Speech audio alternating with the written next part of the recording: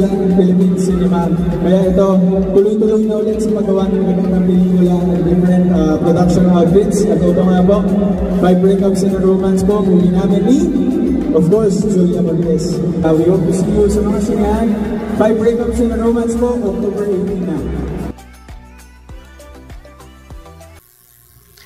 Welcome back mga kaaldab. Ito na naman po ang inyong lingkod, si Mr. Destiny. At magbibigay po tayo ng pinakamainit na update po ngayon sa social media.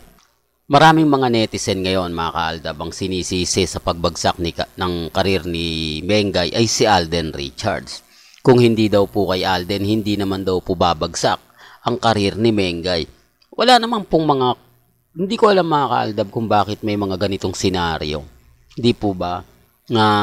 Hindi naman natin sinasabi na ganito, kumbaga kababa na yung, bagsak na nga po ba? Endorsement lang po yung pinag-uusapan na bumagsak at yung karir nga po talaga ni Maine Mendoza. Di po ba? I-remind ko lang po hindi naman po talaga binigyan si Mengay ng pagkakataon ng EAT na gumawa ng sariling pangalan. Ang ibig kong sabihin, yung trademark nga po, di po ba?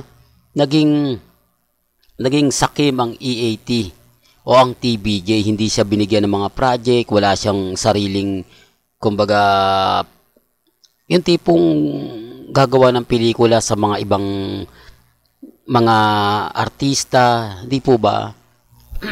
Kung mapapansin nyo, di po ba, yung kay Carlo Aquino lang po yung binigay tapos nasa TV5, etc. Di po ba? Ito yung pananaw natin mga kaaldab. Sino nga po ba dapat sisihin? Sino nga po ba dapat ang, kumbaga, pagtuunan ng pansin? Di po ba yung management? Hindi po si Alden Richards at wala naman pong kinalaman si Alden Richards. O baka may mag-react na naman. Halatang halata Mr. Destiny. Maka Alden fanatics kasi pinagtatanggol mo si Mengay, si Alden. Di po sa pinagtatanggol. Totoo lang naman po yung sinasabi ko. Bakit sisisihin nyo si Alden gayong wala naman po siyang kasalanan? Di po ba? Real talk mga kaaldab. Ang dapat nilang sisihin dito, for the record lang po, itong management. Kasi management po ang nagbibigay ng proyekto, management po ang nagdi-deal ng mga kaganapan. Pero hindi nga po talaga nila binigay kay Mengay. Wala po silang kumbaga ginawa. For the record lang po sabi ko nga po sa inyo dito sa channel ni Mr. Destiny, marami po kayong matututunan. Marami po kayong update na malalaman. Ang problema lang po, syempre mga bitter lang po yung iba. Kapag kasi ako nagbibigay ng update, ine-expect nila na aldab yan. Di po ba? Pero hindi nila masyado iniintindi yung mga sinasabi ko. Di po ba? Bakit nyo sisisihin si Alden?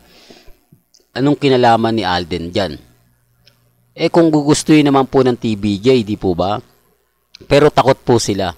Takot po silang mawala rin si Mengay, gaya nga po ni Alden Richards. Sinasabi ko lang po yung katotohanan Depende na lang to sa mga magre-react at magkokomento. Ang sa akin lang naman po, binibigay ko lang po yung update. Well, hanggang dito na lang po ang ating latest updates. Kaya kung gusto nyo pa po ng pinaka-latest at mga sariwang update, abay tutok lang po kayo dito sa channel ni Mr. Destiny para updated po kayo sa mga bago at sa mga latest na i-upload natin. Kaya kung bago ka lang sa channel na to at isa kang true-blooded Aldab Nation na nagmamahal po kila Mengay at Isoy, tama po ang channel na pinuntahan mo. Kaya consider na po kitang bagong subscriber. At huwag mong kalimutang i-share ang mga video po natin sa mga mami, sa mga titas, at sa mga senyor. Hanggang sa muli, salamat po sa panonood at pakikinig.